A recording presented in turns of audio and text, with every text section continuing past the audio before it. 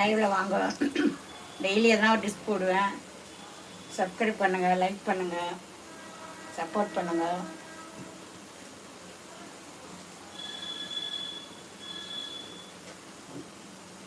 இப்போ புதுசாக வந்தவங்களுக்கு எப்படி செய்யறதுன்னு சட்டுன்னு சொல்லிடுங்க. இது 1/4 கிலோ அரிசி ஊற வச்சு ஒரு மணி நேரம் ஊற வச்சு மிக்சியில் பவுடர் பண்ணிக்கிட்டேன். அதுக்கப்புறம் 200 வெல்லம் துருவி வச்சுக்கிட்டு ஒரு 2-3 பெதை தேங்காய் துருவி மிக்சியில் அரைச்சிக்கிட்டேன். கட் பண்ணி ஒரு பிஞ்சு ஏலக்காய், ஒரு 2 ஸ்பூனு